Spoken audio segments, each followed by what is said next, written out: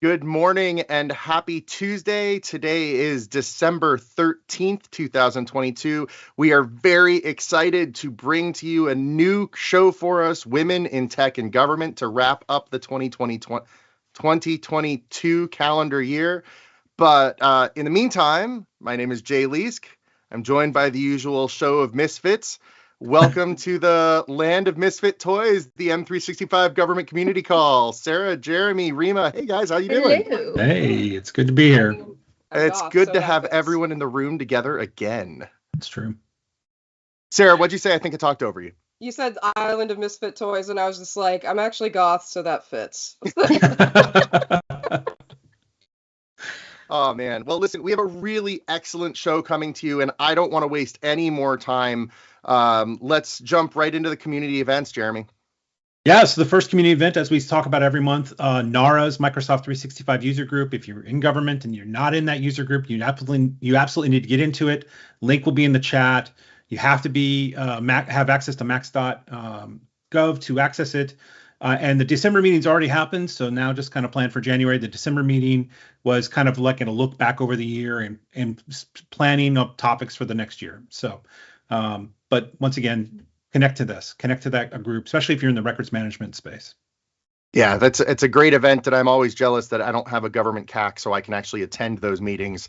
So I look forward to the next contract that gives me that ability.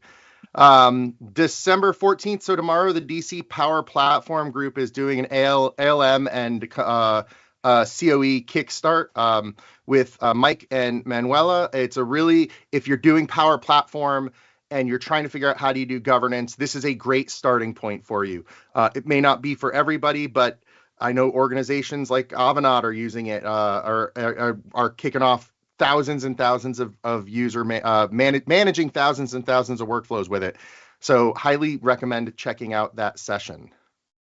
All right, and we have SharePoint user group of DC, Power Platform in the federal space. Their next meeting will be on January 12th. There is no meeting for December for Microsoft 365 Meetup for Government, but people have holidays. But they are uploading onto their YouTube channel. So any of their past sessions will be up there, as well as the Federal Business Applications webinar. They have already come and gone. Their last one was December 8th, but they are going to be uploading it to their YouTube channel. Everybody has a YouTube channel these days. So they're going to be, right, exactly. I apparently need to make one myself. Maybe one. Yeah, I don't have one. Right. Well, now that TikTok is getting banned across government agencies, you need a YouTube. You should be doing YouTube Shorts. True. YouTube Shorts. Don't look at my TikTok if you want something serious. But yes, so maybe we will. We'll be in talks. Hey, a couple of quick things on the community events before we jump into the roadmap too. One, if you run a community event focused on government content, let us know. Email me at j.leask@avepoint.com or hit any of us up on Twitter and let us know your next event, when it is, where it is, and we'd be very happy to include it on the community events. Another thing is if you're looking to get back to in-person events, the Microsoft Technology Center just rolled out their new building in Arlington, Virginia, right off the metro, easy to access, tons of space. And I was talking to Ed Hill, the director of the space, on last week, and he's very excited to bring community-driven content related to, especially related to government, but any community-driven content, any community events into that space. So reach out to me. I'll connect you to Ed if you aren't already connected, if you're looking for a physical space to have your meetings. And I think they can do hybrid too, so really great stuff. But that's it for community events. December is slow. Everybody's getting ready for the holidays. So let's move into the roadmap. Also slow. There were two major announcements on the Microsoft roadmap, which we'll put the link in the chat here, but go check out the roadmap. You can sort by GCC, GCC and DoD. Rolling out worldwide in GCC right now. You can add photos into Excel cells rather than just floating them on the top. So I know that Excel is overly used in the federal space, and I know people put images in Excel, and that's not always a great thing, but this is a good update for us. Gosh, I got to go try that one right away. It's not full GA, it's rolling out, so you might not have it yet, Jeremy. I will test every day until my image goes to my cell. Oh my. And then full GA, worldwide GCC and GCC High, there are instant polls and Teams meetings. So if you're running a Teams meeting and you need people to provide feedback, if you're using a third-party tool today, great. But now they're building that into Teams. So that's something you should go test out if you're in any of those environments. And that's it for the roadmap. A real quiet week. Not even anything big on the Teams side. Right, Rima? Yeah. We go to sleep in December. I'm joking. No, everybody's on vacation. It's the holidays, right? That it is. Yeah. Or I like to say it's winter, so I'm just hibernating and just like a bear. I mean, I live in a like half basement anyway, so it makes sense. Speaking of people hibernating and looking at community events, that was a poor segue. In news from community, there's not too much going on. So recently we've released the article on Microsoft Authenticator on iOS is now FIPS 140 compliant. And soon we will have our December newsletter, but probably not with too many updates because it's December. Maybe that's what we should just title the newsletter of. Hey, it's December. Shrug. That's awesome. Awesome. That's it. I mean, Jeremy and I can, go gently into the night or whatever it is. And thanks for, bye. We'll miss you, but thank you. Thank you for being here. Bye, Jeremy. Bye, Jay. All right, so let's segue or switch over to the topic of the hour, which is women in tech and in gov, which I'm so excited about this conversation. I think out of the entire time that I've been doing this podcast, and sorry to everybody else who's been like a presenter before, but I think this is the most excited I've been for an event just because I feel like this is something that needs to be talked about. So let's get kicked off with introductions. Jackie, I'll start off with you. Do you want to do a quick intro? And welcome to everybody, but yeah, welcome, Jackie. Absolutely. And thank you so much for having me here. My name is Jackie French, and I am a senior associate at KPMG, although I am here in my personal capacity today, and my views do not represent the views of my firm. And I'm so excited to have this conversation with you all. So thank you. Thanks. All right, Erin, we'll go to you next. Welcome, Erin. All right, thank you. I'm also excited to be here, so thanks for the invite. I am Erin Fitzgibbons. I am a program manager at Octo Consulting, and I support contracts over at United States Citizenship and Immigration Services, or USCIS as it's more commonly known. Super, super important. Thank you. All right, I'll go to Angela next. Welcome, Angela. Thank you for joining.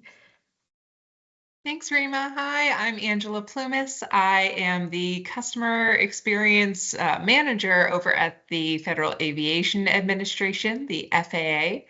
And I'm just excited to be here and talk about the experience I have as a woman in technology. So there's a connect. And last but not least, welcome, Alli. Thank you for having me. So my name is Alli Zanelotti. I am the account executive covering State Department over at AvePoint. So excited to be here as well. Great. So we have a ton of questions we're going to ask everybody. I think, Sarah, you're going to kick us off. Yeah. And let's get into the depths of this conversation. Exactly. There's a lot to get into, and I'm pretty sure we could go at length with a lot of these questions.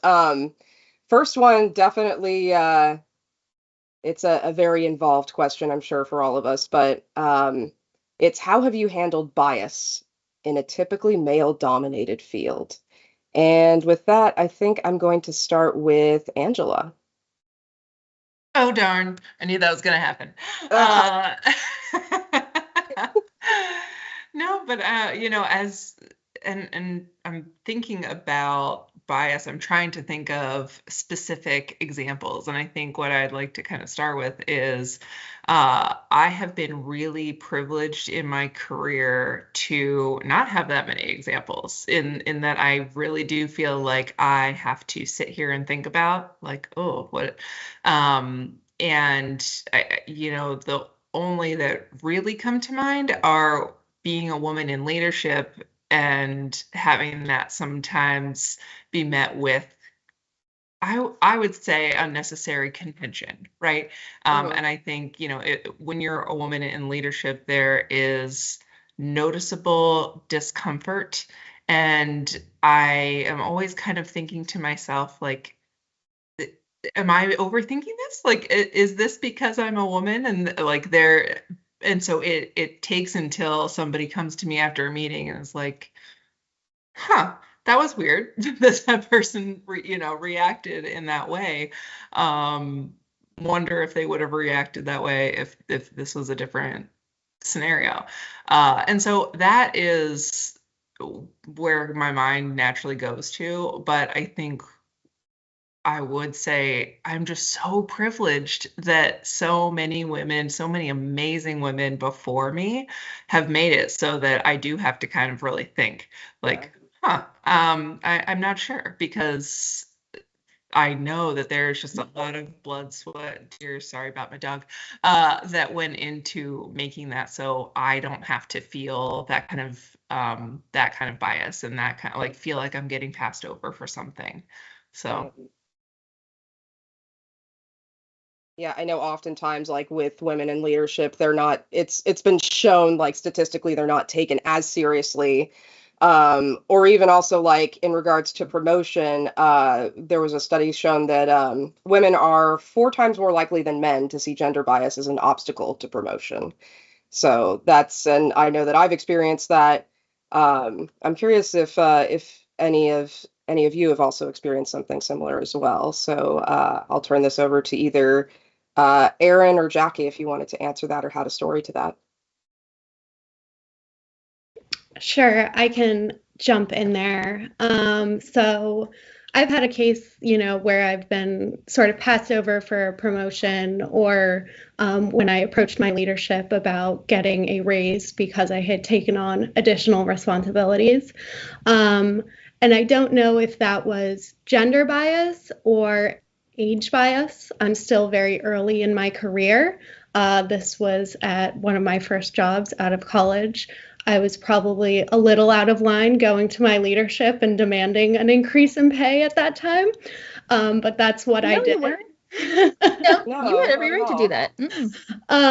But it was an interesting sort of situation for me because I approached my boss, who was a man. I was working for a woman-owned company, and the response I got back was very negative in terms of her support for that happening.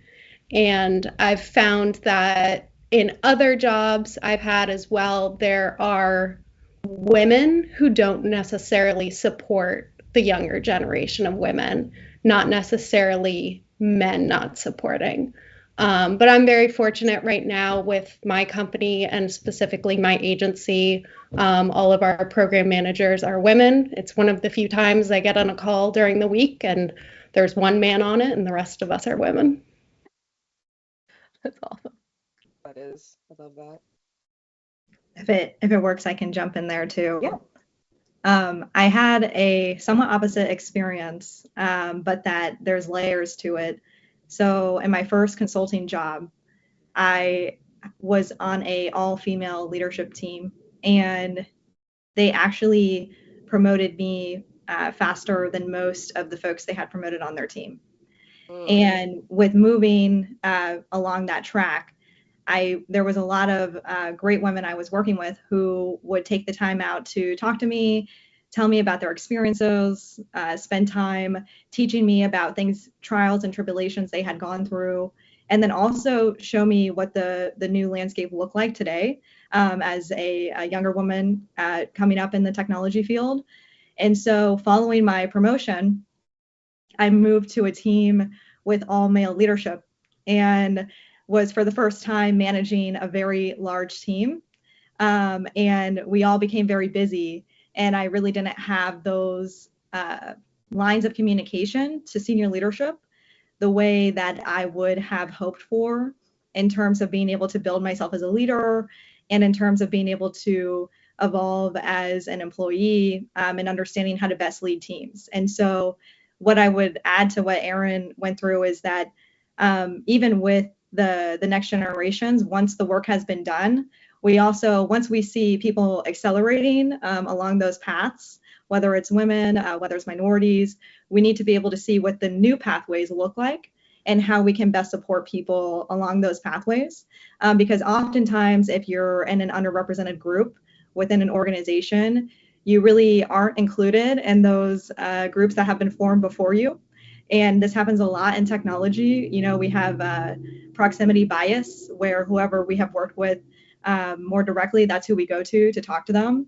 And I was working with a very technical team, all men, and they really didn't pull me in the way that I should have been pulled in from a leadership perspective. And so that was a really great learning opportunity for me. And I think it was also a great learning opportunity for my leadership team in terms of understanding how we can best support the next generation coming up and really see the experience from their perspective, because it's going to be different for them outside of the challenges that we'll face today and that generations before us have faced.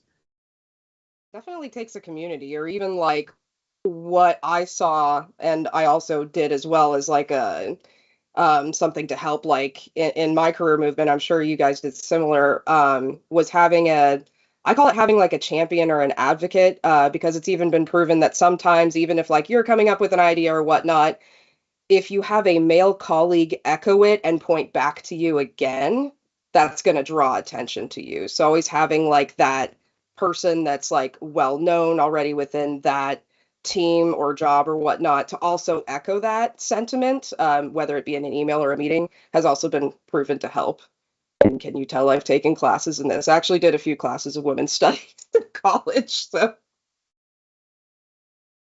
Oh, and Rima, I'll let you go ahead and ask the next question. Well, Alli, I don't know if you wanted to add something to this question too, and I've got also something to add too. Yeah. I realized I talked at length, so. No, you're good. You're good. Yeah, no, I mean, I would just say, you know, before going into IT, I came from another male dominated industry, which was the beer industry, which is a little different than IT. So now here I am. So ever since the beginning of my career, I feel like I've always been in that male dominated industry. So I don't know much else. I do feel like as females, we tend to think we have to work a little harder, you know, to prove our value and to do that. And sometimes we don't always advocate for ourselves. So Erin, I love that you're like, yeah, hey, I pushed to ask for that, because I think sometimes, you know, we might not make those, you know, steps to the leadership positions, but sometimes as women, we don't always ask that because we are waiting to be perfect, or we're waiting to do XYZ before we do that. You know, whereas a lot of men wouldn't do that. So I love that more women are advocating for themselves to get into these leadership positions. But I do think it's one of those things, you know, sometimes you think you have to work a little harder and get to a certain step before you can ask for things. So yes, agree with what everybody was saying. Yeah, I love that. That's so true. I feel like sometimes I have to have this like sort of blind faith and blind confidence, like other like males on my team, and sometimes that works, sometimes it doesn't. But something that I've noticed is that like when maybe I have a certain reaction from a male about something that I've said or something that I've done, and I can see maybe they're like a little like, oh, is she being challenging or whatever, I kind of stop them in their tracks and say, hey, listen, is like, how would you react if a male had said what I just said, right? Or if a male had kind of had this sort of like character, attitude, or leadership sort of style. And a lot of times they stop and think and they're like, oh, I would not react this way. And so I've noticed that even just saying that to kind of help sort of like level set, to say, are you kind of reacting just because it's your natural instinct to, that's how you grew up or that's what you learned, and just kind of breaking them in that thought to say, is this the same way of how you would react if I was a man? I think that has done wonders, at least for me, and also made people, I think, a little bit more sympathetic to like how our role in technology as women can be a little bit more challenging, or that we kind of come up with a little bit more challenges along the way. So I've tried to do that a little bit more often than not. And so that's, yeah, it's unfortunate that I have to do it as often that I do, but. Can I add to Rima's comment too? Yeah. That's okay. I really love your thought on sharing like the bias when you see it with your team. This is something I do on my teams, is just increasing awareness around what bias even is, giving it terms, giving it definitions, and then understanding it myself, because sometimes we may be experiencing bias that we're not even aware is bias. So half the battle is being able to identify it, so that when we have those moments of cognitive dissonance, we know we're having, that moment, and we can give it a name, we can give it a term, and then we can, take it in for ourselves and what we think it means, and then communicate it to our teams, and just give our teams a chance to engage on a conversation around it, so they have a better understanding of it all, and can create a more inclusive environment. So it's not, the onus isn't on the person experiencing it. I love that. Jackie, were you a psychology major? Because I love like all the terms that you just used. Because I'm like, cognitive dissonance. I'm like, I understand her. Like, I was a psych major too, so that's why. Well, I have to say, my company does a great job sharing this, and that's where I've learned it. They, weekly newsletters, they share that information, and we have series on it, and that's where I've gotten to really study it and take it seriously. And then, just having it available is like, it makes half the difference. I wish we had like a playbook of what are biases, that we could just give to women across the world. So this is actually a great segue to my next question, which is, what do you believe young women should know before they consider really a career in technology as an option, and maybe like what they should be prepared as they kind of start off in their career? I think, Jackie, like you just mentioned around education, and even like maybe even like leading through example to showcase like, hey, to younger people, like this is a bias, or this is how we should conduct ourselves. So I'll open up that question if whoever wants to kind of start first. But yeah, what do you believe young women should know before they start a career in tech? I can go. So, I would say don't put yourself in a box, and don't let anybody else put you in a box. Like, I think that has been the biggest thing that I've learned in my career, and I've had a ton. Like, I started as a social worker, I was a consultant, I'm in technology now. I did a lot of Microsoft implementation work. I did a service catalog somewhere, which I didn't even know what it was. And I think, we all kind of deal with imposter syndrome, and like being okay with, like, it's okay to feel that. And to Jackie's point, like, name it so you can tame it. And right. I did not come up with that. Yeah, I like that. But can we write that down? Yeah, write it down. I got it from Mary Abijay. She writes books. She's great. But yeah, I mean, truly, like, every time that I'm feeling a little bit of imposter syndrome, or I'm feeling like, oh no, I need to hire somebody to supplement this because I'm not going to be able to do this. I'm not technical enough. What do you mean? What does that even mean? Like, who cares? Technical in what way? Like, can I code? I probably could if I wanted to. Can I, I could go and learn it. I'm not going to, because I'm not personally interested in it. But like, yes, I could do that. Just like, anything that you want to work hard at, you can go and do it. I am passionate about people, and I feel like technology is an enabler. It is not the thing. So I have chosen to take my skill set and like marry it up with technology and be like, okay, but remember, you're doing this for the people. So there are just so many jobs that I could never have even imagined when I started my career. And so, I like to always think about that. Like, I'm not going to put myself in a box, and I'm certainly not going to let somebody else tell me like, oh, what, you have no business being here. Yes, I do. Watch me. Ooh, I love this. Awesome. That's great. Oh, I can definitely relate to you on that. I went to school for music. I was an opera singer for 8 years, but for a while I left that information off of my resume, and then I decided to put it back. And I even did like I say TED Talk, but not actual TED Talk, but like a TED Talk style thing, presentation on how you can take your music skills and apply them to tech, especially for women in tech. Like, and it's like having those unique perspectives from those different roles that you do can help give valuable insight to your team, no matter where you work. Diversity. Talk about like where are we talking about diversity and experience too? Like, it all matters. That's amazing. Yeah. I don't know if Erin, I saw like maybe some nodding from like Erin before. Like, I don't know if you want to add something to this question as well. But. Yeah, well, I was a liberal arts major. I was a history major, not using that degree in any, formal capacity at this point. But as someone who never really anticipated a career in tech, and now here I am, I think the biggest thing to like realize for people who might be interested in getting into this industry, or like younger people, is like, as cliche as it sounds, it is all about the relationships that you build and develop. It's all about the trust and transparency that you're able to build with your team, with your leaders, with your coworkers. And it's invaluable to yourself and your career. This is such a small industry. You run into the same people at different events. And it's just building those relationships is going to make your experience so much better. That's such solid advice too. Oh my gosh. It's all about, it's not all about who you know, but that's a big part in terms of growing. I'm a big person. I've always wanted to learn from other people's experiences so that I don't make those same mistakes. I'm not like the idiot who's like, I want to do it too, just because I want to fail. No, like that's not me. Like if somebody else fails, I'll watch them.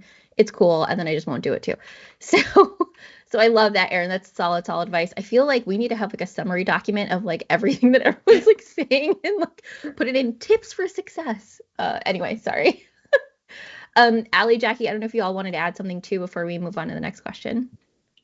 Yeah, I'll just add one thing that I think is very challenging for women coming into the technology space is even knowing that it exists.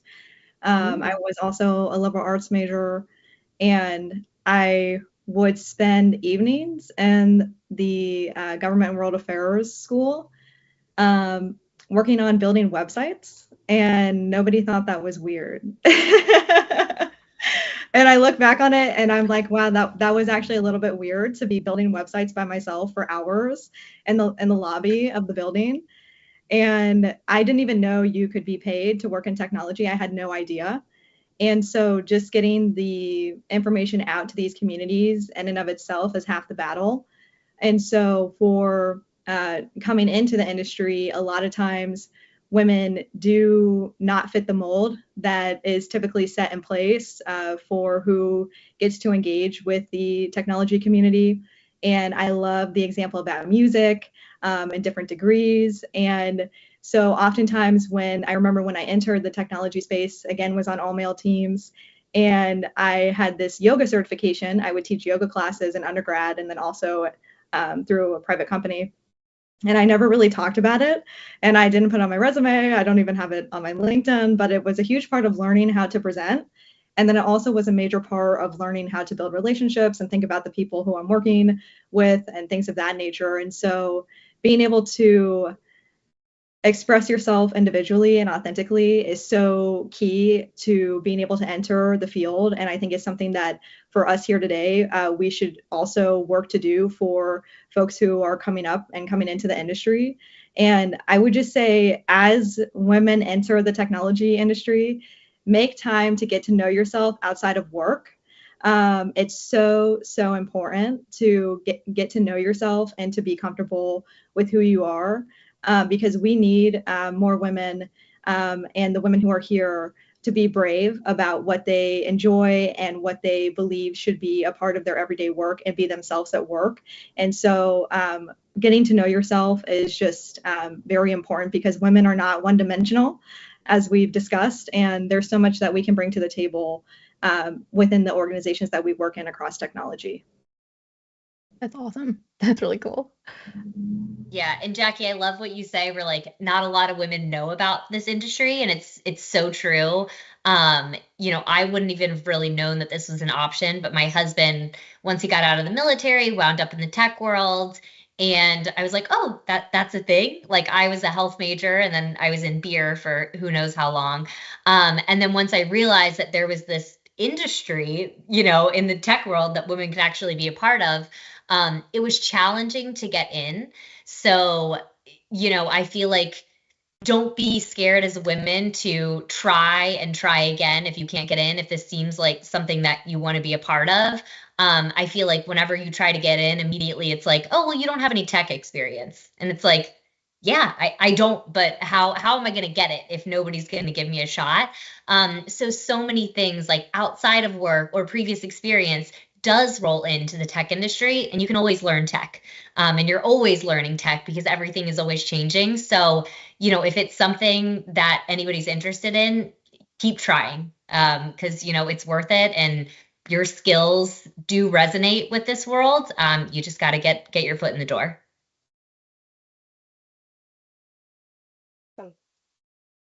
All right, so my next question, I believe we're on to me. It actually relates to the previous question, so we may have already answered some of this, but what do you wish you had known before starting your career in the industry, and what advice would you have given to your younger self? And we'll start off with Jackie.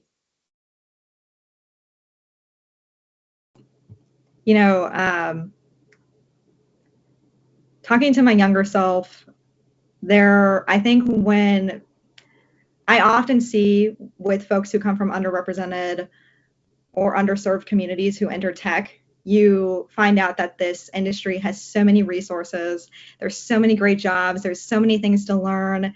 And then you find out also once you get on a team, there's a lot to do. And oftentimes, as women, we get asked to, organize the company holiday party, or organize, an outing, or take notes, or, the list goes on. And the one piece of advice I would give to myself is to just take the time to be selective about what to work on, and to not be bashful about being selective, and to find your voice, find the language for telling people no. And then also be diligent about what you say yes to, and have goals in place for where you see yourself a year from now, 3 years from now, because being selective about your projects, being selective about what teams you work with, being selective about what organizations you work with can make such a difference in the type of experiences that you have. And it really is critical to having the support you need in order to do well in your career. And with that, make sure to take breaks, because I think oftentimes undue pressures are placed on women. And so I remember when I first joined my first tech company, my manager would always talk to me about work-life balance. And I was this really ambitious, no, I don't need work-life balance. I remember I was doing some kind of race in Zion National Park, and I was taking a call from a tent at the park. And I was adamant about always being available and working my hardest to get ahead. And I really learned that taking time to myself actually makes me more productive. And I really think that it's important, especially for women who are working in tech, to take time to yourself and to reflect on what you're working on, and be diligent about what you say yes to and what you say no to. I love that. Okay. Erin, Angela, Alli, do you have anything you wanted to add to that too? I mean, I know it's similar to the last question, but I feel like there might be like a slight difference here too. I'll say also for myself, like I wish I would have told myself, similar to what you just said, Jackie, like celebrate the wins. I'm always like, what's next? And I'm bad at it. My best friend tells me, she's like, Breema, you have to celebrate the win. So like, when I got promoted, I was like, okay, cool. Like, that's great. Moving on. I really should have paused and taken a moment and be like, this is huge. This is awesome. Like, there's nobody else who's doing this but me. Like, and so that's something I know I would tell my younger self is like, take a moment, breathe, and celebrate what you've done so far. Yeah, I love that. Just celebrating the small wins. I've definitely gotten better at that, getting accepted into a professional development program, getting a promotion, getting a new certificate, always ready to pop that bottle of champagne and celebrate those small wins.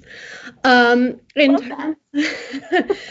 terms of what I wish I knew before starting my career in this industry, I mean, I don't think any of my friends and family know what a Scrum Master is. That's what I did for 3.5 years. So like being prepared to know that you won't be able to necessarily talk about your job with your friends and family, because they're just going to be like, you're doing what? You're a Scrum what? What do you mean? But I think the thing I would tell myself, when I first started out is don't be afraid of what you don't know. You're not going to learn if you stay silent. You need to ask the questions. You need to find someone who's willing to answer those questions and not be condescending about it, because that's the only way that you're going to learn and grow. love that. I love that. I would say like two things to everybody's point that just spoke. Like, boundaries are sexy. Go ahead and use them. Yes, I'm a Pelotoner. For those who do Peloton, Robin Arzon says that all the time. And I believe that is like, yes, put boundaries on your time. You're allowed to say no. And there's consequences to everything, like positive and negative, and you just have to weigh. Like, if you're getting a lot of consequences from saying no to things that are not giving you energy, then you're probably not in the right place. So hop on out. And I think the other kind of like piggybacking on that is it's okay to be exactly how you are. You don't have to try to be more like a man. You don't have to try to be more like, be who you are and let your personality shine, because it's the most authentic, and that's when you're going to do your best work. And again, same thing. If that's not resonating with people, then get out. Go hang with people that like recognize your swagger and you're like, yes, okay, I see you. Let's keep going. Let's go do cool things. That's awesome. I love that. The only thing that I would add, I've been in the tech world for maybe 4.5 years. Of that, for a little over 3 years, I've been a parent. So that's a whole nother side of, women in technology is, being a mom in technology. There's also certain things. And I loved saying like, hey, be specific in what you say yes to, because when you're a mom in technology, you are juggling so much stuff. With COVID, you are juggling a career and having kids at home 24/7 and running calls with the State Department while having a screaming toddler and a baby in the background. And then, as women, we often say yes to a lot more things where, it's like you have to be particular in, hey, if this isn't going to advance my career, or if this doesn't make sense for what I need to do my job, like, I'm not going to do it, because it makes sense to spend time with my family and be a mom and have to take them to the million doctor's appointments. And I'm not going to order lunch for everyone. So I love that. Like, be picky about what you choose to do and get your work-life balance, because, having that relationship with your children is very important, and you don't want to get stuck, in that scenario. Wow. That's so true. I'm not a mom yet, hopefully one day. But yeah, that's so important. I think you're absolutely right. It's like taking time for family, and because that balance is super key, right? Yeah. See, I need to take a lot of this advice that we're talking about. Yeah, you're often like afraid to say no a lot of times, just because you're like, well, if I don't, they won't see me as a team player, and it's just like tough. Like, what was it? Come at it with the confidence of a cis hetero white male tech bro. That's actually like what one of my colleagues once told me, and who was one of these men. But he was just like, yeah, come at it with the confidence of me. And I'm like, fair. I know this is like something that I think, Angela, you had mentioned before, was about imposter syndrome. And there's so much that I hear about it. And especially, I mean, I'm 39 now, but I think there wasn't a word for it back then, but I think I definitely experienced it. And I know like a lot of the folks that I mentor are in like either they're like mid 20s or sort of like hitting that sort of like quarter life crisis, as we call it, and then imposter syndrome. Do you mind talking a little bit more about it? Like, maybe just kind of define it for the folks who don't know what it is, and kind of what your tips were to kind of get over it, or if you've seen other people have it and how they got over it. Oh yeah, all of my close friends have it. We have our own little support group about it. Like, because, yes, of course you can. Open invite. And because, like I was saying, like, we sometimes have to call each other out for it. Like, is this a real, like, are you being real critical, or are you having a bout of imposter syndrome? By the way, I already know the answer. Like, this is kind of a trick question. And it's, I think Erin mentioned this earlier, sometimes it's not always just being a woman in tech. Sometimes it's being a young woman in tech. Sometimes it's being a young person in tech. And then add that layer, being in the government, where it's just, there's a lot of, okay, this is where things have always been done. And so I think that a lot of people live by these fake rules. They are not rules. They're local optima rule is, I think, a phrase that's coined for rules that are made up, but like the culture advances them. And so that has been my biggest friend, is when I'm feeling a little bit of imposter syndrome. Usually my consequence for that is that things go very poorly. Then if I would have just been like, wait a minute, I'm having one of those moments right now, stop it. Just stop it. You are here, and when you have those moments too, I think a lot of us probably we're where we are because we've worked really hard, but because we've had a lot of great champions, to Sarah's point earlier, like we've had great champions, great mentors, great women before us, great men before us, like that have believed in us in a way. In fact, I just had this conversation with my boss the other day, and it was just like, hey, this is going on. This employee is, maybe saying something. What's going on? Like, am I doing something wrong? And he just looked at me and was like, we put you in this position of leadership because we completely trust you and we completely believe in your judgment and your decision making, and like, stop second guessing yourself. You're great. And just the fact that you're asking the question, like, is that sign of, whatever maturity, whatever the case may be. So yes, it's a really annoying thing that happens, but it's super overcomable with a lot of good support. Let's say it means a lot when people have support and have faith in you as well. Like, that goes a long way when you compare jobs where people didn't versus where they did. Yeah. Even when hired for this job, my boss, hi Dan, if you're watching this, even told me when I was hired, I remember asking him a bunch of questions in the beginning, and he was just like, I hired you to run this. And I'm like, oh, that was a sobering moment for me. So I don't. Have any of you ever experienced something kind of similar to that was an advocate kind of combating your imposter syndrome in the best possible way? Anyone? I just did it to two of my employees the other day. I was just like, hey, I trust that you can do this. That's why I gave you this project. Go do it. Go rock it, because I know you're gonna rock it. Don't make me look foolish. Don't make me out to be a liar. Go hustle. And they did it.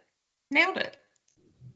I'll also give a shout out to Jay. I feel like he was always pretty good at this, where I would it's like I would make a decision in my head, but I always will bounce it off of someone to be like, oh gosh, did I make the right decision? Is this the right route to go with this customer? And I would constantly bounce that off with Jay. He's like, why are you asking me this? You already know the answer. You just told me the answer, but you have to, I almost felt like I needed that validation. So I feel like Jay would be a good person to be like, you're fine, get away from me. So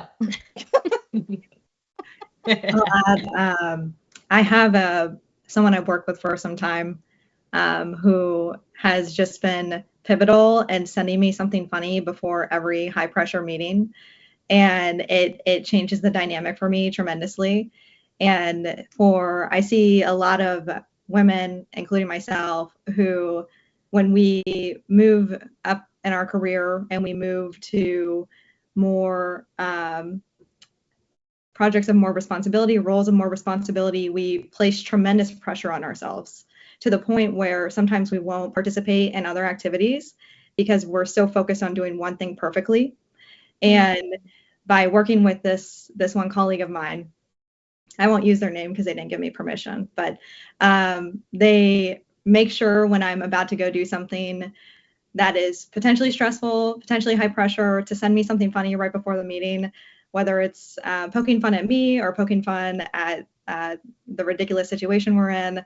And it just takes some of the pressure off to not take everything so seriously, because when it comes to those high pressure moments, there's a lot of preparation that goes in beforehand. So knowing your material is very important so you can feel confident with it. And then, every time you get to the 5 minutes before the meeting, or, the moment you have before you have to go and do something and present to a client or present to your leadership team, taking the weight off in that one moment is so helpful. And every time someone can do that for me, it's not always my leadership team. Sometimes it's an analyst I work with who says something funny in the middle of a stressful meeting. And it's a great way to build camaraderie, but it's also a great way to remember we're all human and we're all solving hard problems. And it's especially important to remember that as women, that we're just women in the tech industry, and we don't need to have, be worrying about our hair and our makeup and our outfit while we're also trying to prepare a client presentation and, figure out a complex IT solution. So humor has definitely been helpful, and I've always appreciated, my champions at the different organizations I've worked at who take the time to find the lightness of each situation.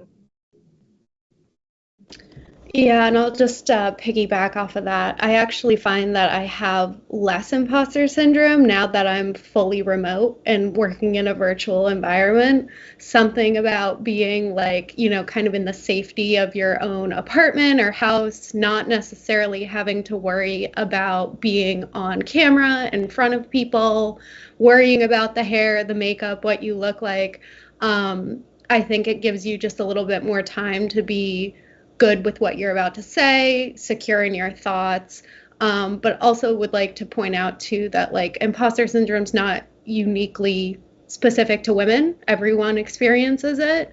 And so if you are experiencing it, just know that the person next to you is probably also experiencing it or has experienced it at some point. So it's something everyone has in common at some point in their career.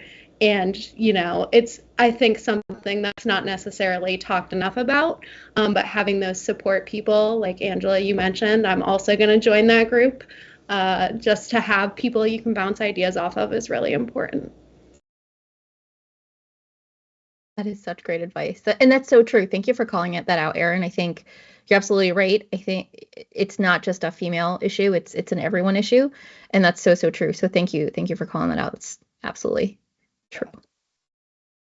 Moving on to our next question, and I actually have an anecdote for this too to get the ball rolling. But the next one is, what challenges have you found as a woman in the tech/GovCon space? For me particularly, just to start you off with an example, I originally got some pushback because I look like this. I usually wear a lot of black. I usually have my hair several different colors of the rainbow, and I have my nose ring in at all times. And I'm tattooed, but they're hidden. And I often would get people not wanting to take me seriously originally for my job, just because of being a woman and all these other factors they see as against me. But really, there's a lot of Gov IT people that look like me, and I started coming up with counters to that, not only building my confidence, but when people would be like, oh, your background's in music. And I'm like, yeah, Brian May, guitarist for Queen, was an astrophysicist. So sometimes it's even injecting some of these facts in front of them that can force a perspective change. And when I started doing that pushback and having more confidence, it actually helped me a lot in the space. And to be unashamedly brazen. Yes, there's not a lot of people that look like me, but you can use that. You can use anything that's a perceived flaw or setback and turn it on its head and use it as an advantage. And so with that, actually, Rima, what's one of your challenges? Ooh, okay. So Yeah. I have a couple, but I'm trying to think of the best one because I've had so many, because I have crazy curly hair and I have all this crazy backgrounds. I'm always I'm a mutt because I've 3 different cultures, but then I was born here. And anyways, I would say for me, my biggest challenge is having I look young, even though I'm not young. I look young, and I feel sometimes when I'm in a room, especially in the government space and with a government customer, right? It's mostly people who are of, my father's generation, for example, and there isn't that immediate trust or buy-in, just because they're okay, who's this young kid who's talking, right? So that's been a challenge. But then as soon as I start speaking and I think people realize oh, she knows what she's talking about, everything's much calmer. I think when I was younger, I was a little bit more nervous about that and worried about that. And so for me, that challenge wasn't necessarily, yes, it was an environmental challenge, but it was also overcoming the challenge internally and being like, I need to be confident in myself and like being authentic. I think, Jackie, you were talking about that. Like, I am huge on authenticity. Like, I am me, and like, take it or leave it, right? Like, I'm not here to make friends. I mean, some friends, but like if you don't like me, like, it's cool. I don't like everybody either. But it's about kind of getting the work done or achieving the mission. And that is like, when I centered myself in that it's about the work and it's about the mission. And for a lot of government agencies, it's about saving lives. There's like a commonality there that it doesn't matter what your background is, where you came from, none of that. You're all marching towards the same goal. And sometimes if I do have people who are sort of like challenging, I remind everybody of that. And then it's like, ooh, we're back on track. So for me, that's a challenge I experienced earlier on, but have overcome it over time through that learning. So yeah, we're often like thinking about it too, like the way even like women are, me growing up anyways, portrayed in the media, they take up less space or are apologetic, and I'm happy to see that there's more even illustrations of women in the media, both in real life and even, other shows and whatnot, that they're portraying more and more confident women versus these weird apologetic manic pixie dream girls that, I don't know, run off into the distance at a moment's notice. So I'm thankful for that. Yes, I know you're laughing. Lifetime movie women. I don't know. Right, exactly. Like, let me like have no other mission in life but to, help the leading man. I don't know what I'm doing. I'm weird and kooky. And I'm glad that we're going in a different direction from that. And same, like a lot of times where people are just like, oh, hey, you look like you walked out of Hot Topic. I'm like, that's cool, but we're actually talking about this project right now, so let's not focus on my hair. And yeah, exactly. Like it's, and same with you, Rima. Like a lot of people think because of how I look, they think I'm younger than I am. I'm 37, by the way. So like it's the shortness and everything like that. But yeah, I feel like it's so common for a lot of us. Erin, how about you go next in this round? Sure. I mean, I can definitely relate to the being young. I have a baby face, and the comments I usually get are, oh, wow, you've like come so far in such a short amount of time. It's like my age has nothing to do with it, right? Age doesn't equate to experience, competence, skill set, So I've found that when I first entered this industry, I was working as an office administrator. I needed a job. I had to pay my rent. And I was 22. And there are people I still interact with in this industry who see me in that same position. They still think I am in that box. I think Angela mentioned putting people in boxes earlier. And they can't see that I've gone through many phases of my career, and I'm a program manager now. I'm leading teams. I'm working with the government client. So I think, my biggest challenge is still trying to have to prove myself and that I do have the qualifications, if you will, to be in my current role and position.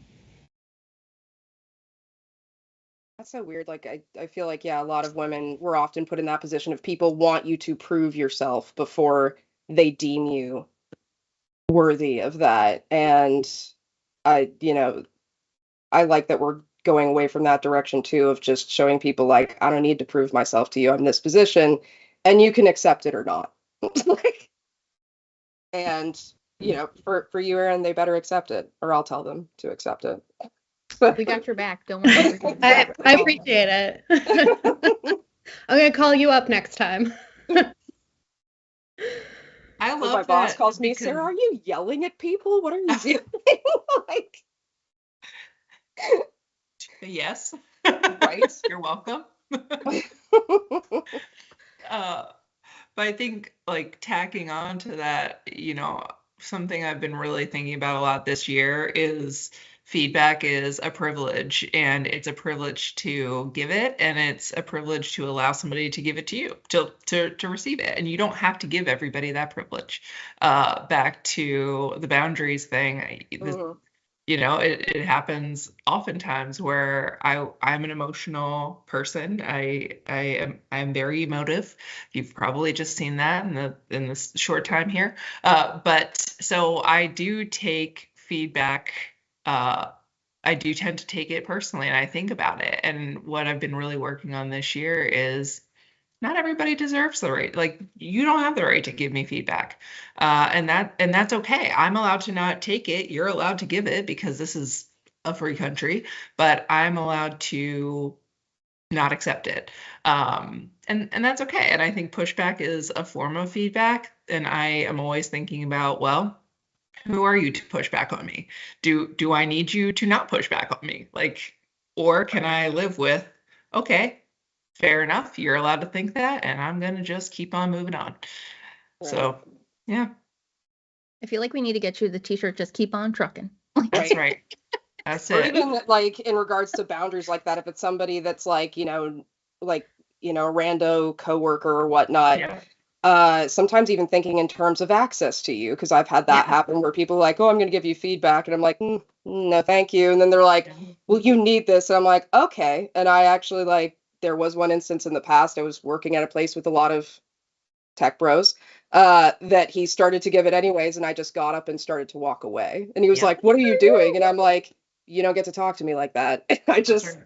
People, you don't realize that you also have that power to walk away or cut off access. And I think that needs to be utilized more. Yeah.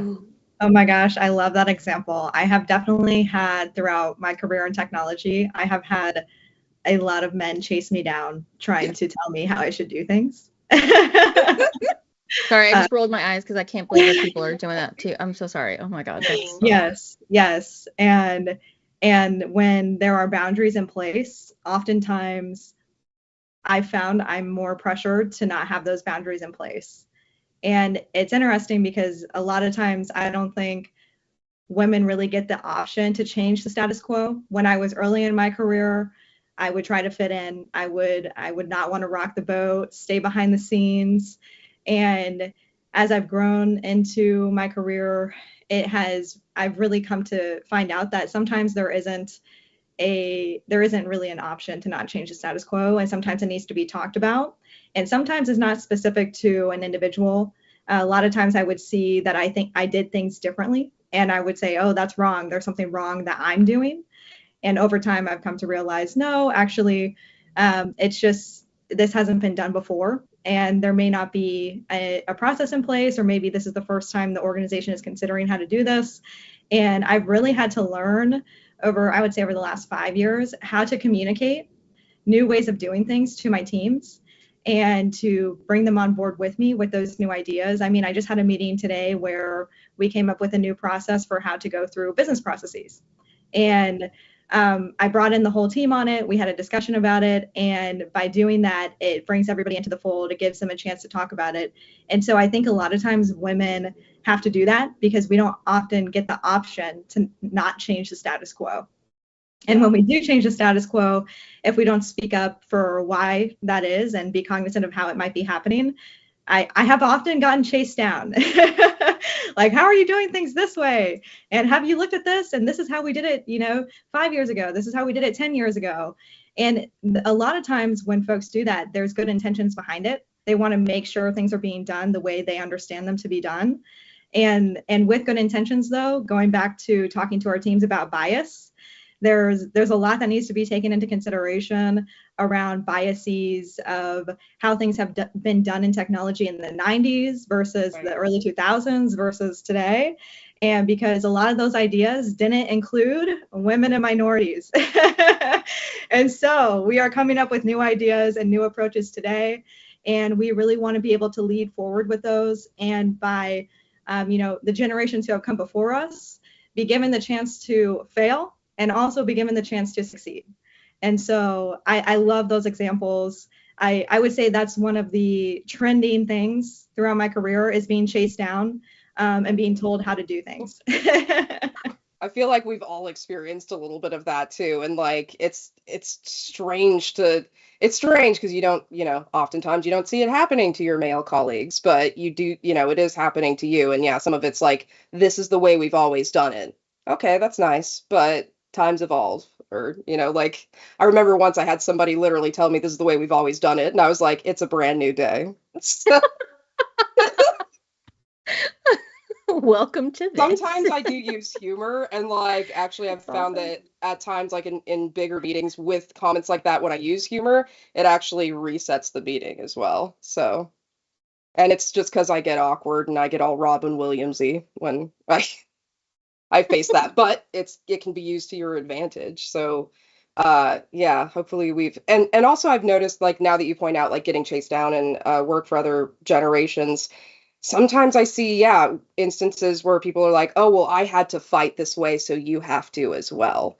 And that's not just a gender thing. That's like, well, I had to do this before you, so therefore you have to. And honestly, like, I'm glad that we're not thinking that way anymore. And we shouldn't. Like, I want the next generation to have an easier time. I don't want them to go through the same obstacles as me. But some people have a really strange mindset in that regard. Yeah, Alli, did you want to add something to this too? I know I see your head is like, yes, and you're like going like that. I'm like, I know she's got a lot to agree with say. everything. No, I love that kind of like changing the story and being confident, because I think, look, this has been a male dominated industry for a long time. So a lot of these individuals are used to dealing with men. So I can think of like scenarios in my career where, I'm leading the charge in something and somebody only responds to like the males or directs their questions, towards the males. And you just have to be confident and say, hey, I'm taking the lead on this role. Like, if you have a question, feel free to ask me, but like, don't go around me. So I think it's changing the story. So 5 to 10 years from now, it's not an automatic assumption where it's like, oh, I'm going to go to the male in the room, because they might know the answer that what I'm trying to get to. So continuing to be confident, and trying to change that story. Like Sarah said, it's a new day. Just change it up. Awesome. Thank you so much. I feel like I have learned so much from this session, like personally. I mean, I don't know about you, Sarah, but I'm like, Oh, I would same, take some yeah. notes. Like, I'm gonna rewatch this and like have like mantras to live by and like put it right next to my desk, just from like everything that everyone said. Sarah, including you, like you've shared some really impressive and personal stories. I love your journey. It's been a really fascinating journey because I've known you for a while now. I'm like, she's pretty awesome. So Well, and same I with just want to you. say, Like, we both experienced similar things as us we're both actually like really short, curly-haired women in the industry. So just dropping it. yeah, it's good to be able to have other people to have like that support and also bond with, and by hearing these stories and hearing that we're not alone, that also helps us to progress forward, I think. Yes. So thank you, everyone. All phenomenal. Everyone's like now my new spirit animal. I'm gonna like Right. channel like Alli, Putting Angela's, on- Erin's, Jackie's, like all these like mantras. Like I just can't wait. I'm so excited. So thank you so much.